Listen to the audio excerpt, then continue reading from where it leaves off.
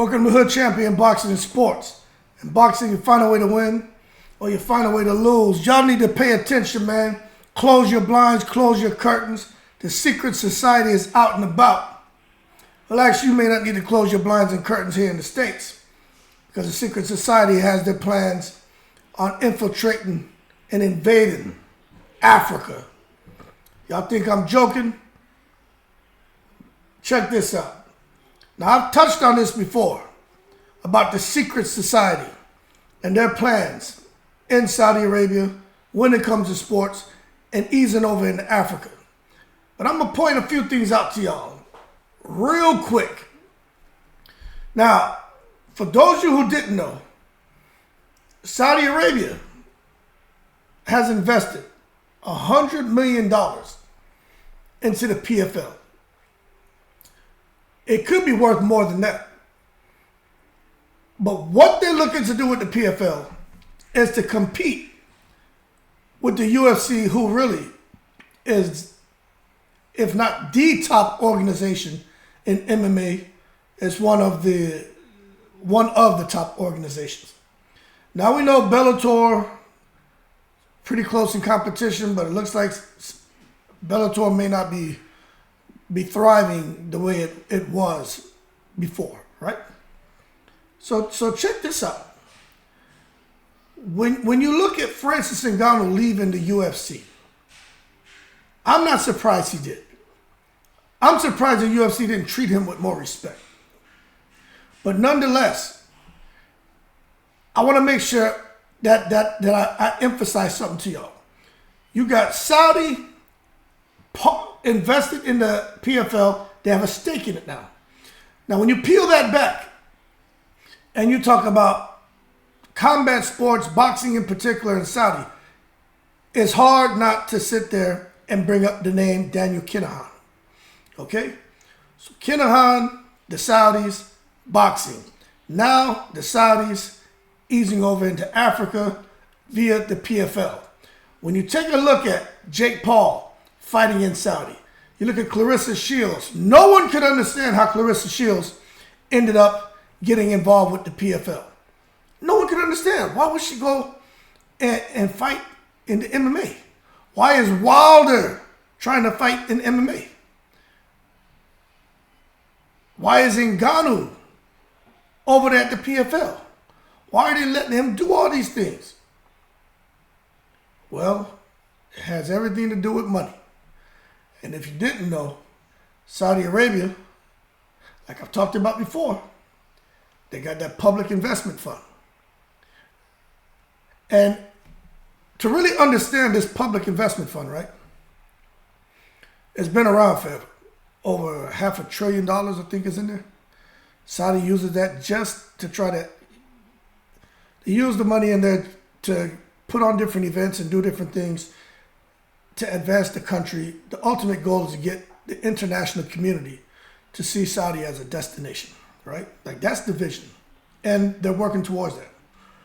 But when I really understand this, like I took time to understand this public investment fund, that explains why they had those boxing tournaments out there in Saudi Arabia.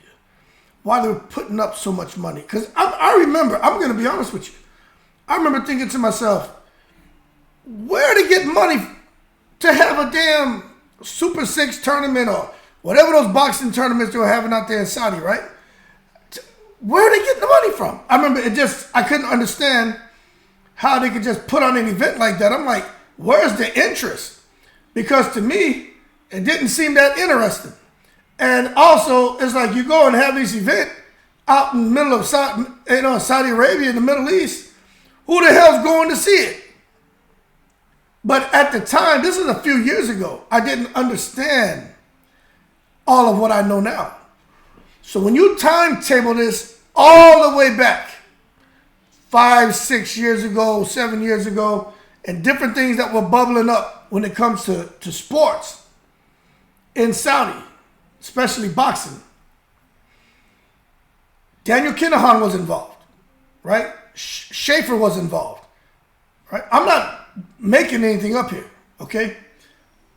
But when I understand that this public invest fund has always been there. That's where I believe the money was coming from. Okay?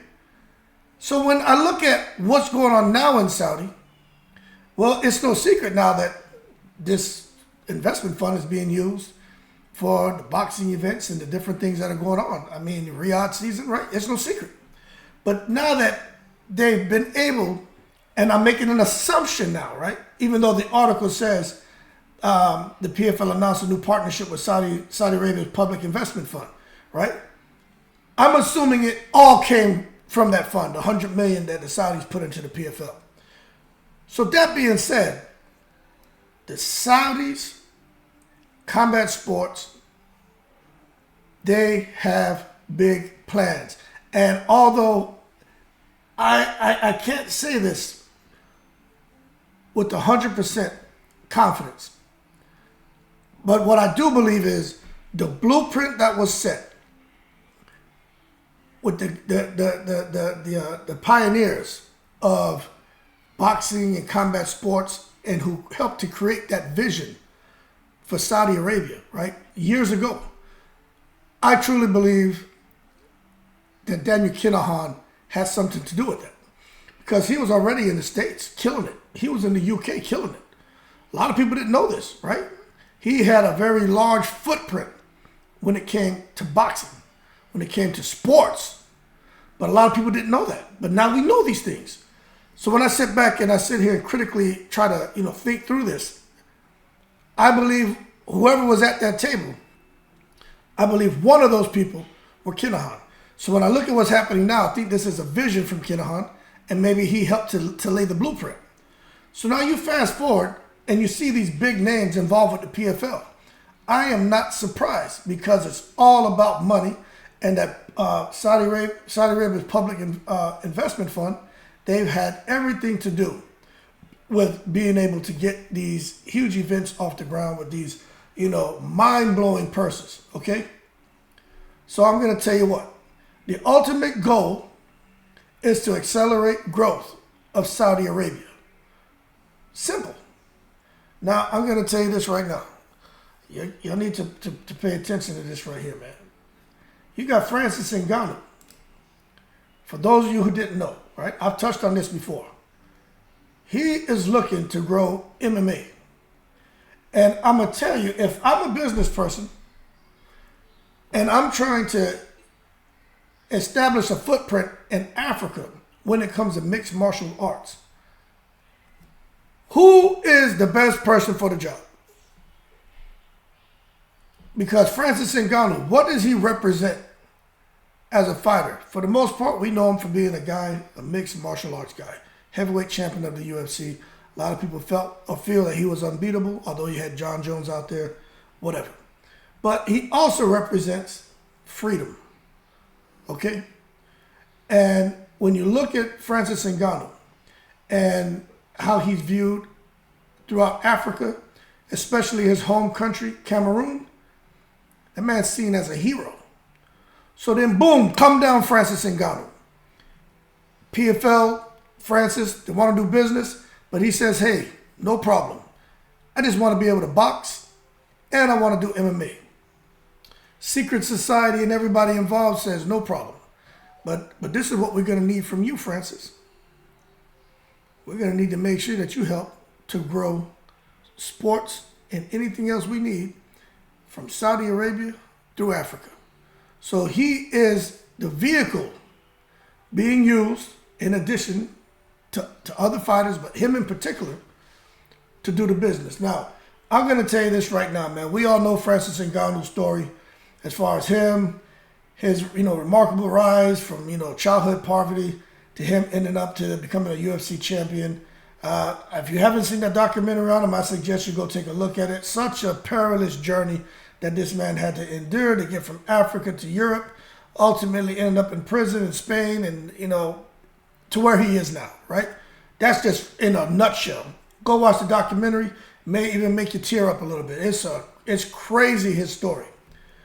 So what's the vision for the PFL, boxing, coming into Africa? Why is the secret society so involved or so interested in coming on over there to Africa? Well, I'm gonna tell you what. What's the largest I mean, when you think of how many people are in Africa, man, I believe. How many people in Africa, right? How much money is in Africa? There's a whole lot. And you know what else they have out there in Africa? See, if these guys are very brilliant. I'm going to point something else about Africa. First is they recognize that there's a lot of money to be made there. There's a lot of billionaires there. And there's a lot of unbelievable talent. Now, you guys may be saying, but why go into Africa? Well, I'm going to tell you this. What I'm telling you is a fact. The Irish mob, the Kinahan family, Kinahan cartel, have serious ties throughout Africa, right? I'm not making this up. And they are, because of the money, right? It's a whole money thing. They're able to use the money to corrupt the politicians there that basically protect them from, law enforcement and stuff and the international authorities and stuff like that. So while they're in the Middle East and in Africa, they're protected. So what you see happening here, and this is just an opinion, I think this is just, again, it goes back to the vision and who was sitting at that table with the key decision makers to create a vision to help grow sports and things in Saudi, Kinahan, right? But then when you come to Africa, knowing that they have they have that foundation set in Africa, and now you see that they're looking to bring sports, and in particular combat sports, MMA and boxing to Africa. I tend to believe that maybe this is a little bit of the secret society and a little bit of the Kinahan connection. Just kind of, let's come on over here to where we can freely do some business.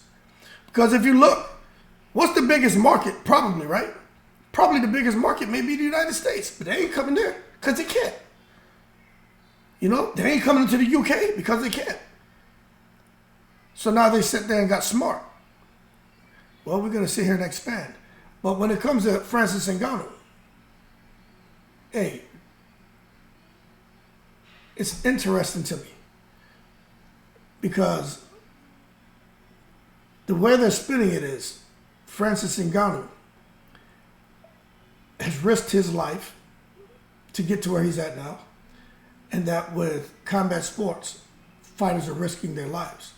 So Francis Ngannou is the figurehead, the perfect figurehead to help lead the way throughout Africa. Now I'm gonna tell you, there is unbelievable talent out there. There are several people. Several guys who've come from there. You guys all know about Usman, Kamaru Usman, Israel Adesanya, but there's so many more guys, man, who from jiu-jitsu, wrestling, karate, boxing. There's so many more athletes in Africa who've gone on to become successful. But there's so much untapped potential and talent that just hasn't made it out. There's one guy in particular, his name, I think it's Malambo. Anyway, somehow he ended up in Ireland, fighting in the MMA world, has done quite well for himself. But he went back to Africa thinking, for some matches, thinking those matches were going to be easy, and guys were giving him the business. Practically unknowns, and he couldn't believe it. He couldn't believe how much talent was there and how he was a very successful MMA fighter. But when he went over there to Africa to compete, how he just wasn't able to handle it. And he touched on the conditioning and the determination of the fighters that he was coming across. But he said, there's no one who knows how to achieve the goals of those fighters. No one knows better and has walked in the shoes like Francis Ngannou has. Now, I'm going to tell you, this is a dream come true for Francis Ngannou. This is a dream come true for a lot of these fighters in Africa, just knowing they're going to get an opportunity, because in 2025, they're supposed to go live in Africa with this PFL stuff. But I also know next year, Francis Ngannou is supposed to be fighting. But I'm going to tell you this right here, and people need to understand this right here, right? The African League is what they're calling it. It's supposed to launch in 2025. And it goes back to what I just said about how huge Africa is. It's a massive market. And they're looking at it because it is. It is. And 70% of the people are under 30, which is the perfect age group for them to be able to get attention of those people, of that group, right? And to be able to push their initiatives. And we talk about subscriptions, we talk about the mobile services, and they're also looking at, you know, the middle class and how areas are growing rapidly throughout Africa. Now, when you sit here and you say, okay, we know Francis Ngannou, he has a key role in PFL Africa, right? We know that. He's the figurehead, okay? Francis Ngannou is going to make a whole lot of money, people. By the time this is said and done, Francis Ngannou will be a gazillionaire, beyond a billionaire. All right, he's already en route to becoming, you know, probably 4 or 5 times over, you know, as far as a billionaire. But something else that they're looking at. This is why I say they're invading Africa. PFL Africa is not just MMA. It's not just boxing. It's an ecosystem that they're creating out there, and they're also looking, in addition to combat sports, to have Basketball Africa. They're going to create a PFL Basketball Africa League. Now, I'm trying not to make any jokes right now. Because I can see them starting that league, and this league is supposed to be contested by players from 12 different countries. So it's going to be like, basically like the NBA, but strictly guys from Africa. The way I see it, because I got a sense of humor, is they're going to go out there and flush out all the talent. They create this PFL Africa League, basketball league, and then these scouts from the NBA just going to come out and take all the Matumbos and all the damn Wembanyama's and all the damn Manute Bowls and all them guys. They're going to come out there, snatch them all up, and put them in the NBA. But I don't know how they're going to do the contracts. But that shit just cracks me up knowing that they're looking to go this route. But that being said, even if they take the top 1% of the guys, if the contract allows it, and try to pull them up to the NBA, there's so much talent out there. So much talent out there in Africa. And I'm telling you right now, I'm interested in seeing what the hell happens with this PFL Basketball Africa League. I want to see it. I can't wait to see what's going on. But that being said, man, the secret society is no joke, man. Everything they're trying to do when it comes to sports is all about competition format. They're going to have regular seasons, playoffs, finals, and then they're going to be looking, man, to give top prizes of, you know, millions and millions of dollars in each division. You know what I'm saying? So the bottom line is what they're looking to do. It's going to impact every fighter. It's going to, in fact, impact every athlete that's involved with the PFL and PFL Africa. Some people think that these are just fantasy ideas. Other people think these are fantastic ideas. And with Francis Ngannou alongside, it's going to really help the movement in Africa. Look, the bottom line is Francis Ngannou was once seen as a Cameroonian MMA champion. Now he's seen as Africa's MMA champion and Africa's champion, period. Because, you know, in a way, it's almost like, you know, Dana White was trying to oppress him. And that's just something Francis Ngannou wasn't going to let happen. You know, he said, look, I left my country looking for hope, and I found it. Now, I found it, but then you come and trying to take that hope from me. I'm not going to let that happen. So he was able to break those chains, break free of those chains, and stumbled across the PFL, Saudi Arabia, this whole thing with PFL Africa, and now he's found hope again. So what we're going to see from Francis Ngannou, you know what? I think it's yet to be seen. But I do know when you look at a market, if you can really tap in and get things going the way you want, in Africa, there is a lot of money there. And I'm telling you what, as far as athletes, MMA fighters, boxers, they're all going to be affected. They're all going to be affected positively. And I definitely think you could see this thing start to affect people globally as well, because everyone, where there's money, you're gonna find people, man, trying to get their hands on it. And I think this is what needs to happen in the sport of boxing, the sport of MMA, the sport of basketball, and all sports. There's so much talent out there that they just can't get into the, like, not everybody can get to the NBA. Not everybody can get to the baseball leagues. Not everybody can get to the NFL. Not everybody can go out there and all play golf. Not everybody can go out there and play tennis. You know what I mean? Not everybody can get to that top 1%. But with opportunities like this, I wouldn't be surprised to see if this PFL Africa that they're trying to do when it comes to just sports as a whole, I wouldn't be surprised if you see guys from other countries now trying to, find a way to get on over there. You know what I mean? I wouldn't be surprised if there was some outsourcing going on for talent, but it looks like that's not the plan right now. It's just strictly everything they're doing when it comes to Africa is going to be organic. So let's sit back and wait and see. I think it's interesting.